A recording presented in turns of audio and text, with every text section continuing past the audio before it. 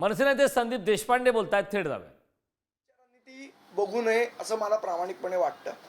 मराठी माणसाचं हित, महाराष्ट्राचं हित, त्याच्यामध्ये मग अनेक अनेक अनेक मुद्दे येतात.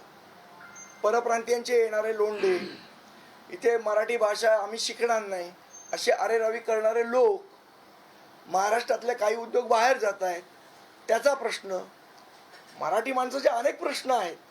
या प्रश्नांवर महाराष्ट्राच्या हिताचे अनेक प्रश्न आहेत. आज जसं राजसाहेबांनी सांगितलं, आज गोदावरीसारखी महाराष्ट्रातल्या नद्या प्रदूषित, हाही महाराष्ट्राच्या हिताचाच विषय आहे ना. या सगळ्या विषयांवर पण आपण चर्चा केली पाहिजे. फक्त निवडणूक एके निवडणूक, तू ही जागा लढ, मी ही जागा लढतो, तुला मुख्यमंत्रीपद, मला उपमुख्यमंत्रीपद, एवढ्या मर्यादित स्वरूपाचा विचार राजसाहेबांनी कालच्या मुलाखतीत मांडला नव्हता असं मला प्रामाणिकपणे वाटतं. याच्यामध्ये कुठेतरी राज ठाकरे आणि एकनाथ शिंदे यांची जवळीक वाढताना दिसते आणि त्यामुळे मी पुन्हा तुम्ही निवडणुकीवरच बाळासाहेब ठाकरे पक्षाकडनं हा सगळा पुन्हा एकदा प्लॅन करून या सगळ्या गोष्टी होत आहेत का? 2017 साली तेच झालं, 2014 साली तेच झालं.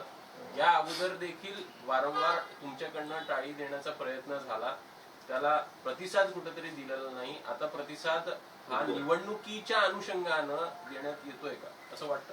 2017 महापालिकेदरम्यान एक प्रयत्न झाला होता अशी माहिती. 2017ला त्या सगळ्या प्रोसेसमध्ये मी स्वतः इन्व्हॉल्व होतो. त्या सगळ्या प्रोसेसचे कसे 12 वाजवले गेले शेवट त्याचा मी साक्षीदार सुद्धा आहे. त्यावेळेला कदाचित त्यांना वाटलं होतं की आम्ही भारतीय जनता पक्षाबरोबर जातो की काय, युती करतो की काय, म्हणून ती निवडणुकीसाठी खेळलेली खेळी होती 2017ला उद्धव ठाकरेंनी. दगा कोणी दिला मी सांगितलं ना तुम्हाला. नंतर त्यांनी फोन उचलायचे बंद केले. तर दगा कोणी दिला हा पुन्हा सांगायचा विषय नाहीये, तो अद्यारूटच आहे कोणी केलं ते. कारण बाळा नांदगावकर स्वतः 2017ला मातोश्रीवर जाऊन आलेले, नांदगावकर साहेब स्वतः गेलेले.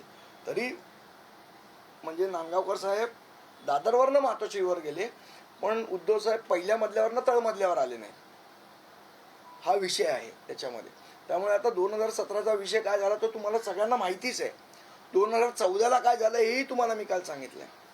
त्यामुळे विषय असा आहे आत्ताच्या पुरता की निवडणुकीच्या वेळा बघू. आत्ता मराठी माणसासाठी, महाराष्ट्रासाठी, सगळ्या महाराष्ट्रातल्या ज्यांना ज्यांना मराठीबद्दल प्रेम आहे, ज्यांना ज्यांना महाराष्ट्राबद्दल आस्था आहे, त्या सगळ्यांनी एकत्र येणं गरजेचं आहे. अशी व्यापक भूमिका साहेबांनी कालच्या मुलाखतीत मांडली असं माझ्यासारख्या एका राजकीय कार्यकर्त्याला वाटतं. पण या सगळ्यांमध्ये मराठीच्या मुद्द्यांवर जर आता हे दोन्ही पक्ष म्हणजे तुमचा पक्ष आणि उद्धव ठाकरेंचा पक्ष जर मुद्द्यावर एकत्र आला तर कुठे ना कुठे हा जो छेद तुम्ही म्हणताय की एक फक्त सेंट्रिक विचार केला जातो, तो सेंट्रिक विचार संपेल असं तुम्हाला वाटतं का? या मुद्द्यावर आता एकत्र मला असं वाटतं की निवडणुका येतील तेव्हा निवडणुकीचा विचार करूया ना, कोण नाही म्हणतंय. पण आत्ता कुठली निवडणूक आहे? काहीच नाही आहे ना.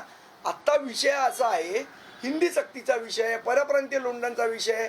आज बँकांमध्ये मराठी बोलणार नाही म्हणून सांगतात. तिथे उत्तर प्रदेश आणि बिहारमध्ये पास झालेल्या लोकांचे जाणीवपूर्वक इथे ट्रान्सफर केल्या जातात. असे अनेक विषय आहेत. ह्या विषयावर काय भूमिका आहे, काय नाही, या सगळ्या गोष्टी मांडल्या गेल्या पाहिजेत. नुसतं एकत्र येऊ, दोन भावांनी एकत्र येऊ, खूप आनंद आहे, आम्हाला पण वाटतं.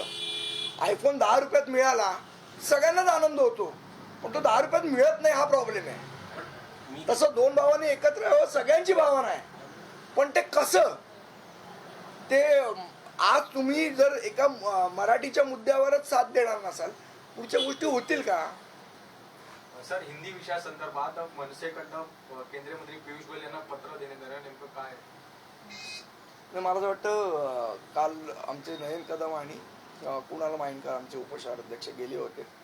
पण हे जे कोण खासदार काय त्यांचं पियुष गोयल यांना स्वतःला मराठी येत नाही आणि महाराष्ट्राचा खासदार आहे, याच्यासारखं दुर्दैव महाराष्ट्राला असू शकत नाही.